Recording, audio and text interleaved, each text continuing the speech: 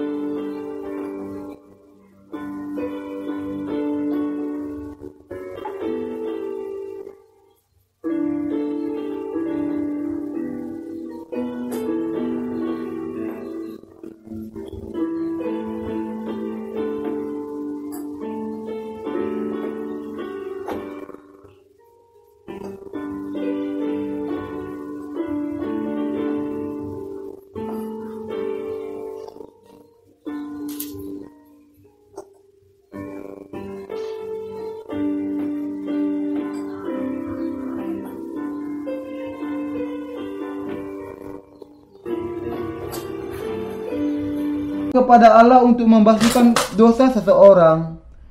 Namun, tata cara korban ini sendiri adalah salah satu bagian dari hukum Taurat yang memiliki kuasa atas bangsa Israel sampai Yesus menggenapkannya. Karena itu, semua manusia hanyalah gambaran akan hal baik yang akan datang, yaitu pengorbanan yang kekal dan sempurna dari Yesus Kristus. Ibrani 10 ayat 1. Mari menguji kembali Injil kebenaran yang menghapuskan segala dosa kita. Sejauh ini, kita sudah melihat kepada tata cara korban di dalam perjanjian lama. Sekarang, mari kita melihat korban kekal dari Yesus di dalam perjanjian baru. Matius 3 ayat 13-17 menegaskan, maka datanglah Yesus dari Galilea ke Yordan kepada Yohanes untuk dibaptis olehnya. Tetapi Yohanes mencegah dia, katanya, akulah yang perlu dibaptis olehmu, dan engkau yang datang kepadaku. Lalu Yesus menjawab, katanya kepadanya, biarlah hal itu terjadi, karena demikianlah sepatutnya kita menggenapkan seluruh kehendak Allah. Dan Yohanes pun menurutinya. Sesudah dibaptis, Yesus segera keluar dari air. Dan pada waktu itu juga langit terbuka dan ia melihat Roh Allah seperti burung merpati turun ke atasnya. Lalu terdengarlah suara dari surga yang mengatakan, inilah anakku yang kukasihi, kepadanyalah aku berkenan. Yesus yang menerima baptisan dari Yohanes Pembaptis adalah anak Allah. Untuk membebaskan semua manusia dari segala dosanya, Yesus anak Allah taat kepada Bapanya dengan dibaptiskan, sehingga kehendak Bapanya akan digenapi. Mengapa Yesus menerima baptisan dari seorang manusia, Yohanes Pembaptis? Alasannya tertulis di dalam Matius 3 ayat 15. Biarlah hal itu terjadi, karena demikianlah sepatutnya kita menggenapkan seluruh kehendak kebenaran Allah. Di sini, untuk menggenapkan kebenaran, menunjuk kepada penggenapan akan kasih Allah kepada orang-orang berdosa, untuk membebaskan semua orang berdosa dari segala dosa mereka. Yesus datang ke dunia ini sebagai anak domba Allah dan menerima baptisan dari Yohanes Pembaptis. Melalui baptisan, Yesus menanggung segala dosa dunia ke atas dirinya. Dengan menerima baptisan dari Yohanes Pembaptis di Sungai Yordan, Yesus, sebagai anak domba Allah, menanggungkan ke atas dirinya segala dosa manusia. Kemudian, Yesus harus mencurahkan darahnya yang mahal untuk membayar semua hutang dosa yang sudah ditanggungnya melalui baptisan itu. Inilah sebabnya ia harus menerima baptisan. Kebenaran ini sangat berkaitan dengan bagian Alkitab hari ini dari 1 Yohanes Pembab 5 ayat 6 yang mengatakan, inilah dia yang telah datang dengan air dan darah, yaitu Yesus Kristus, bukan saja dengan air, tetapi dengan air dan dengan darah. Dan Roh-lah yang memberi kesaksian, karena Roh adalah kebenaran. Yesus memang sudah menjadi juru selamat dengan datang ke dunia ini di dalam air, darah, dan Roh Kudus. Yesus sudah menyelamatkan kita dengan sempurna dan menjadikan kita bebas dari segala dosa dunia. Ia sudah memberikan kebenaran Allah kepada kita yang memampukan kita untuk mengalahkan dunia. Dengan demikian, sumber dari kebenaran ini bisa ditemukan di dalam perjanjian lama dan juga perjanjian baru. Ada tertulis di dalam Yohanes 1 ayat 29. Pada keesokan harinya Yohanes melihat Yesus datang kepadanya, dan ia berkata, lihatlah anak domba Allah yang menghapus dosa dunia. Yesus bisa menanggung segala dosa dunia ke atas kayu salib, karena ia sudah menerima semuanya melalui baptisan yang diterimanya dari Yohanes Pembaptis. Mengatakan bahwa Yesus datang dengan air berarti mengatakan bahwa kebenaran adalah bahwa Yesus anak Allah datang ke dunia ini dalam rupa manusia, menerima baptisan dari Yohanes Pembaptis, yang kemudian menjadi sarana ditanggungnya segala dosa kita oleh Yesus. 1 Yohanes 5 ayat 6 juga mengatakan bahwa ia datang bukan hanya dengan air, melainkan dengan air dan darah. Yesus datang dengan air, yaitu ia menanggung segala dosa kita melalui ia menerima baptisan. Lebih lagi, melalui baptisannya, ia menanggung segala dosa dunia ke kayu salib, di mana ia disalibkan mencurahkan darahnya untuk menerima sekali untuk selamanya penghukuman atas segala dosa menggantikan kita. Meskipun saya seorang pendeta, saya masih memiliki banyak kelemahan. Bukankah luar biasa sekali kalau kita hanya bisa melakukan perbuatan baik saja di hadapan Allah? Dan kadangkala saya mudah menjadi marah, khususnya kalau saya tidak bisa tidur dengan baik beberapa hari karena ada masalah yang berat. Ketika saya kehilangan kesabaran tanpa sengaja dan tanpa sebab, hati saya menjadi berat di hadapan Allah. Pada saat-saat itu, saya bertelut dan mengintrospeksi diri saya sendiri. Saat saya mendapati dosa jenis ini dan itu di dalam diri saya mengakui kepada Allah bahwa saya memiliki kekurangan akan hal itu dan melihat kepada firman di dalam Matius 3 ayat 15 sampai 16. Lalu Yesus menjawab, katanya kepadanya, "Biarlah hal itu terjadi, karena demikianlah sepatutnya kita menggenapkan seluruh kehendak Allah." Dan Yohanes pun menurutinya. Sesudah dibaptis, Yesus segera keluar dari air, dan pada waktu itu juga langit terbuka dan ia melihat Roh Allah seperti burung merpati turun ke atasnya. Ketika saya merenungkan kedua ayat itu lagi, saya ingat bahwa Yesus menanggung segala dosa manusia ke atas dirinya ketika ia menerima baptisannya. Dosa-dosa saya sudah ditanggung olehnya melalui baptisannya, dan saya mendapatkan kekuatan baru di dalam hati saya. Saya diberi kekuatan oleh firman kebenaran Injil ini.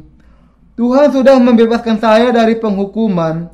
Saya dengan menanggung segala dosa dunia ke atas dirinya melalui baptisan dari Yohanes Pembaptis dan kemudian menerima penghukuman dosa-dosa saya dengan mencurahkan darahnya yang mahal. Tindakan kebenaran Yesus bukan hanya untuk saya tetapi juga untuk Anda. Tidak peduli bagaimanapun kelemahan kita, di dalam iman kita kepada firman Injil air dan Roh, hati kita dibasuhkan dengan iman yang sama. Baptisan yang diterima Yesus dari Yohanes Pembaptis cukup untuk memindahkan segala dosa dunia kepada Yesus. Dengan menerima baptisan dari Yohanes Pembaptis, Yesus menanggungkan kepada dirinya segala dosa manusia. Jadi, Yesus juga menanggung segala dosa Anda dan saya kepada dirinya juga.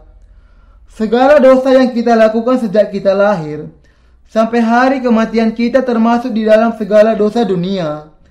Kita untuk bisa memberikan pengampunan atas segala dosa itu kepada kita, Yesus menerima baptisan, menanggung ke atas dirinya segala dosa dunia sekaligus, dan membasuhkan kita dari segala dosa kita melalui curahan darahnya yang mahal.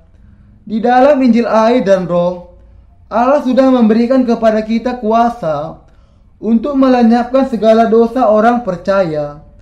Rasul Yohanes mengatakan, sebab semua yang lahir dari Allah mengalahkan dunia. Dan inilah kemenangan yang mengalahkan dunia, iman kita. 1 Yohanes 5 ayat 4. Iman yang benar di dalam Tuhan kita adalah iman kepada Yesus Kristus yang datang dengan air dan darah sebagai Tuhan dan Juru Selamat kita. Yesus menerima baptisan selam dari Yohanes Pembaptis. Cara yang dipakai oleh beberapa orang di zaman ini dengan mencurahkan seember air adalah cara yang informal untuk baptisan.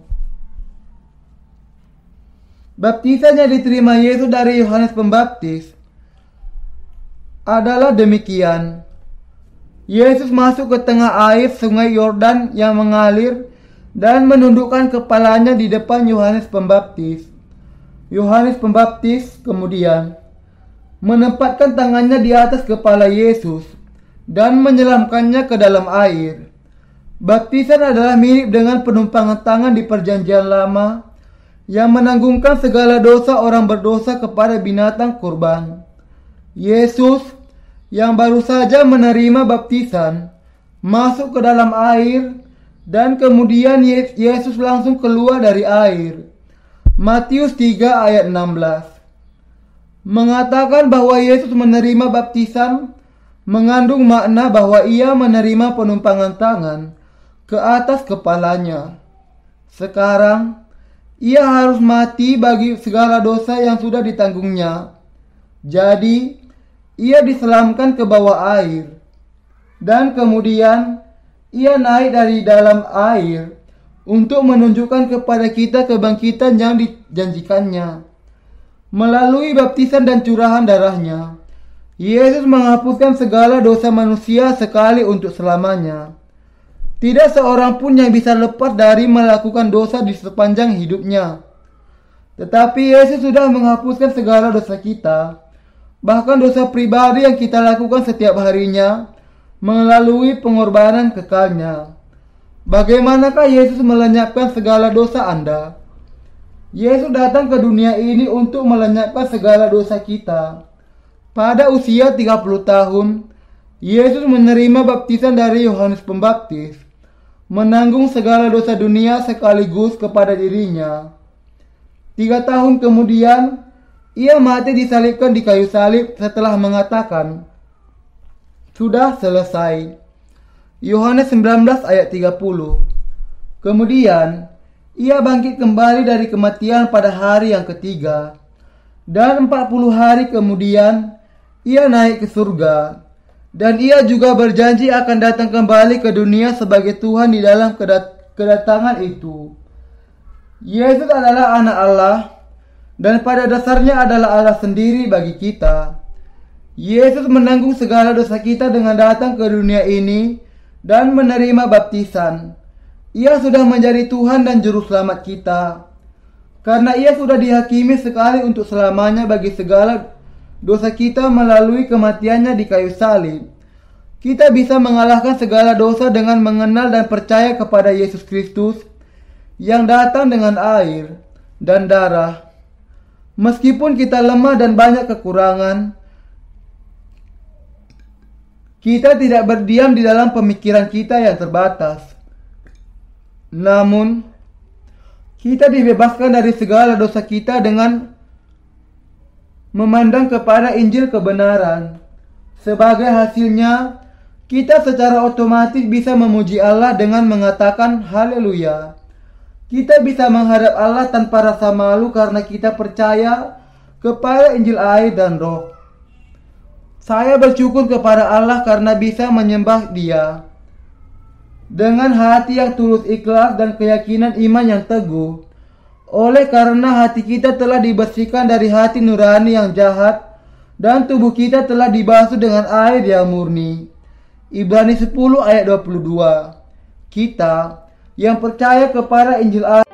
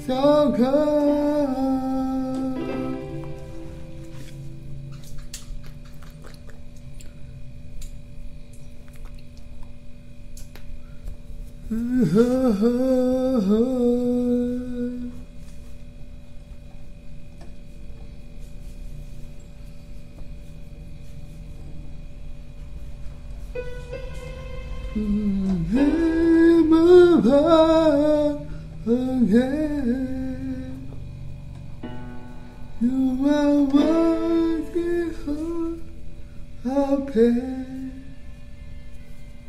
And my heart will sing how great. And my heart will sing how great. And my heart will sing how great. So God, oh, how great, so God, teach me how great, so God, only see how great is our God.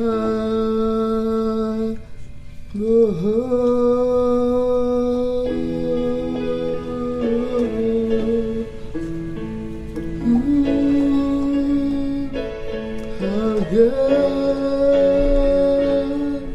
is our God.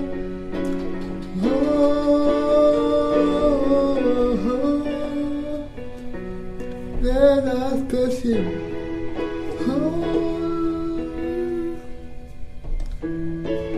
We worship Him.